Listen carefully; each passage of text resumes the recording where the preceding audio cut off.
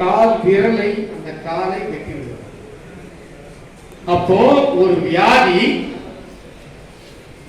இந்த குறிப்பிட்ட ஒரு மருத்துவ முறையில அதற்கு தீர்வே இல்லை என்று சொன்னால் அந்த மருத்துவ முறை என்ன செய்ய வேண்டும்?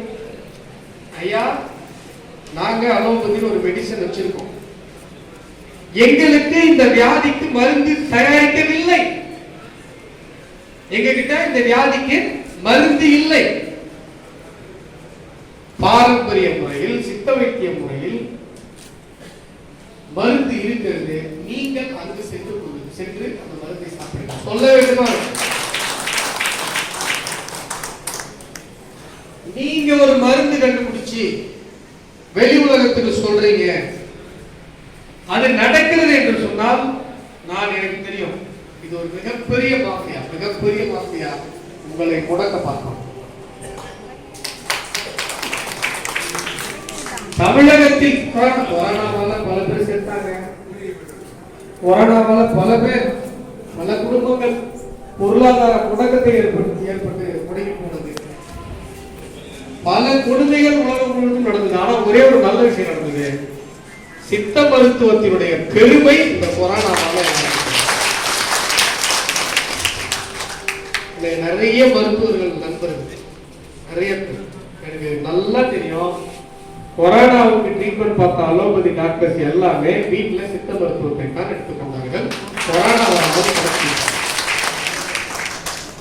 எப்படி சார் தைரியமா வந்து இவ்வளவு பேஷண்ட் ஹேண்டில் பண்றீங்க? சார் வீட்டில் சார் வீட்டில் சித்தா மெடிசன் எடுத்துக்கிறீங்க, அதை வெளில வந்து பேஷண்ட்டுக்கும் சொல்லலாமே சார்.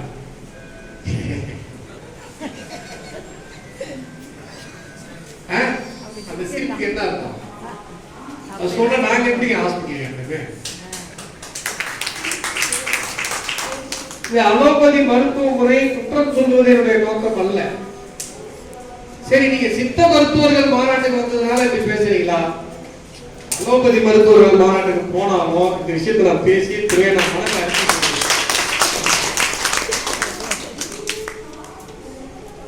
இன்றைக்கு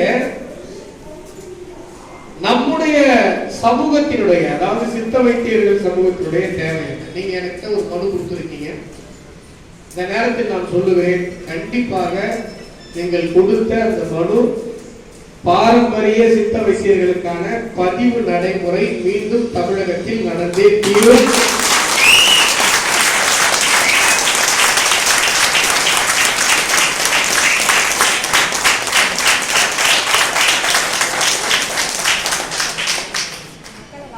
அது நம்முடைய சித்த பெருமக்களுக்கு, சித்தர் பரம்பரைக்கு, நம்முடைய சித்த பாரம்பரிய வைத்தியர்களுக்கு நாம் செய்கிற நன்மை மட்டுமல்ல, தமிழக மக்களுக்கு நாம் செய்கிற நன்மை.